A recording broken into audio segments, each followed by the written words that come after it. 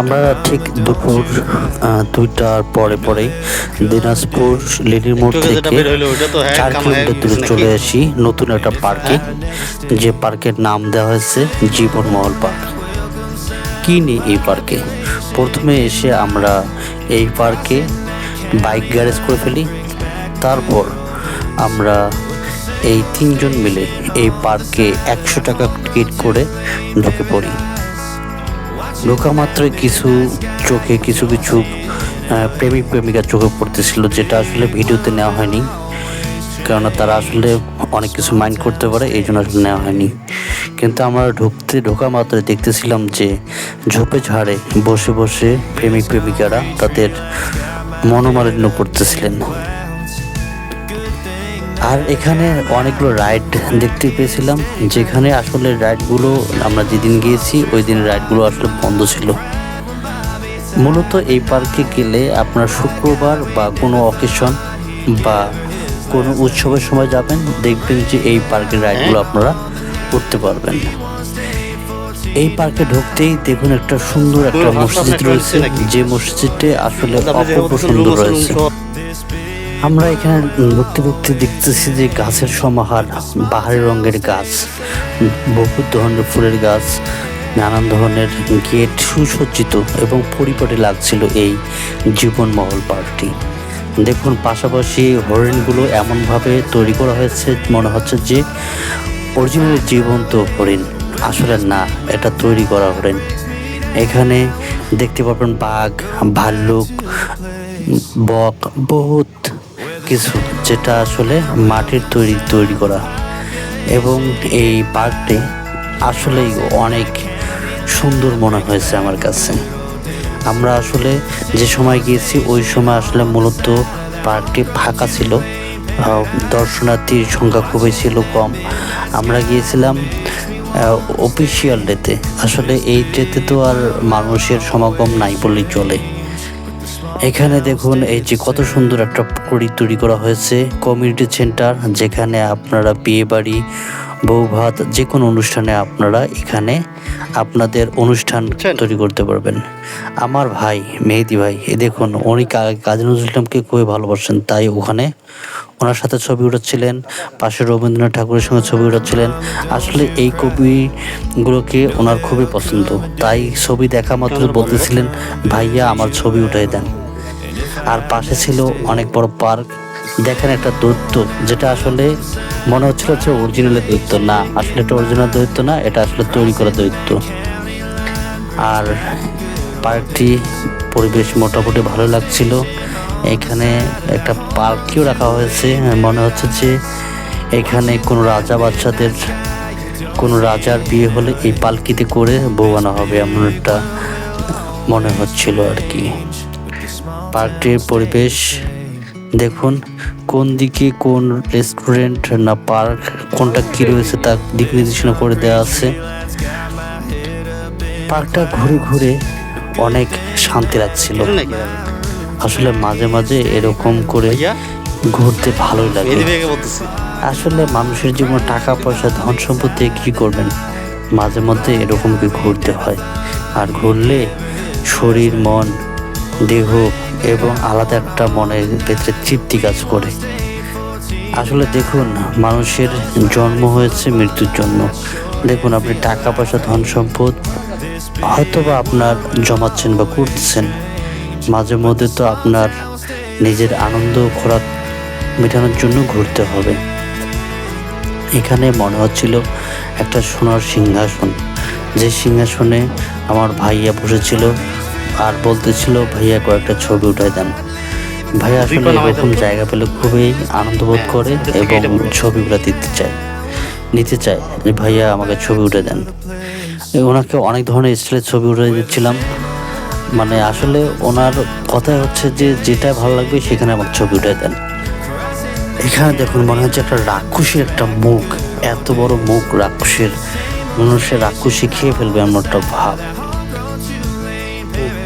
আর এই পার্কের যে চলাচলের এক পার্ক থেকে আরেক দিকে গেলেই দেখবেন যে আরও অনেক রকমের পার্কের সমাহার, যেখানে দেখতেছেন সিংহাসন, সিংহর বসবাস।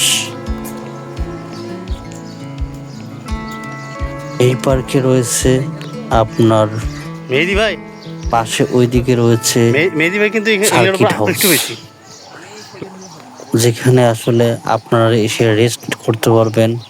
দেখুন, মনে হচ্ছে এটা একটা রবিনহুড।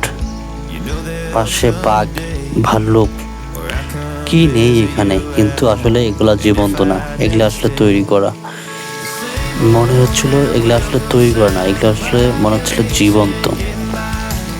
পার্কের ভেতরের পরিবেশটা দেখুন, ব্যাঙ মনে আসলে জীবন্ত ব্যাঙ, আসলে এটা জীবন্ত ব্যাঙ না। পাশে বাইক, আরো কত কি, এখানে ছবি উঠানোর জন্য অনেক ধরনের ড্রেস রাখানো আছে। আর আমার পাশে এই যে ভাইয়া, ভাইয়া বলতেছে যে ছবি উঠাই দেন। আমি ওনাকে বলতেছিলাম যে আপনি প্রত্যেকটা থেকে ধরে ধরে রাখেন, আমি প্রত্যেকটা ধরে ধরে আপনাকে একটা করে ছবি উঠাই দিব। জীবনমহল পার্ক, আমি যতটুকু শুনেছি এই পার্কের মালিকের নাম নাকি জীবনমহল, জীবন, তাই ওনার নামকরণ করেই এই পার্কটি তৈরি করা হয়েছে। পার্কটির পরিবেশ অনেক সুন্দর লেগেছে, যেটা আসলে যদি একবারের জন্য সুবিধা হয় বা কেউ দিনাজপুরে ঢোকেন তাহলে পার্কটি ঘুরে দেখবেন, অবশ্যই বলতেছি খুব ভালো লাগবে।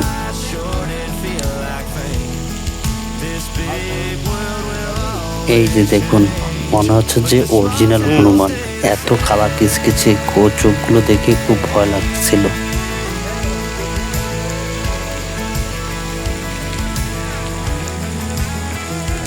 জীবনমহল, সুইমিং পুল, ফোয়ারা, পাশে রয়েছে চিড়িয়াখানা, কি নেই এখানে।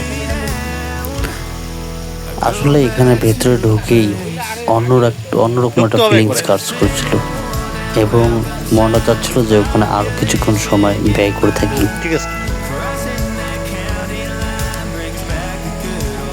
আসলে নিপুণ হাতে এই কারিগরগুলো এত সুন্দর করে তৈরি করেছে, মনে হচ্ছিল জীবন্ত। আসলে কি না হয়, টাকা থাকলে আসলে সবই সম্ভব। এরকম পার্কে ঘুরতে আসলে ভালো লাগছিল। আর পার্কটা ঘুরে যেটা মনে হয়েছে, আসলে এটা মনে হচ্ছে আমি দিনাজপুরে না, হয়তো কোনো একটা দেশের পার্কে রয়েছে। আসলে বাংলাদেশের ভেতরে এত সুন্দর সুন্দর পার্ক থাকতে পারে, যেটা আসলে না ঘুরলে বোঝা যাবে না।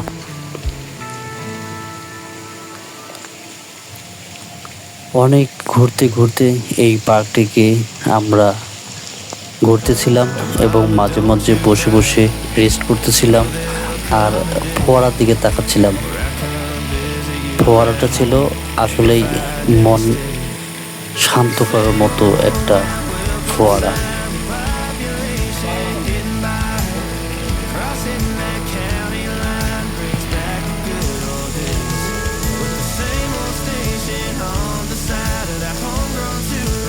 যাক, এই জীবনমহল লেখাটি কত বড় করে, আই লাভ জীবনমহল, কত সুন্দর করে লেখা হয়েছে।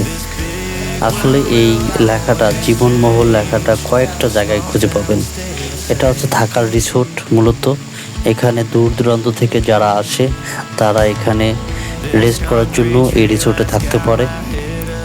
রিসোর্টের পরিবেশটাও খুব সুন্দর লাগছিল, অনেক পরিপাটি, অনেক গুছালো।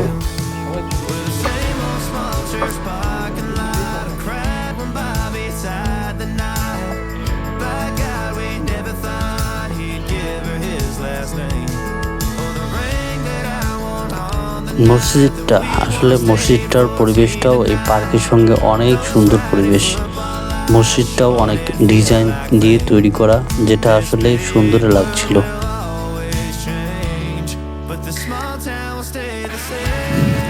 বাঘের পাশেই খাঁচাতে তৈরি করা, আসলে তো জীবন্ত বাঘ না, তারপরে খাঁচাতে সুন্দরভাবে তৈরি করে রাখছে, মনে হচ্ছে কখন যে দৌড় দিয়ে।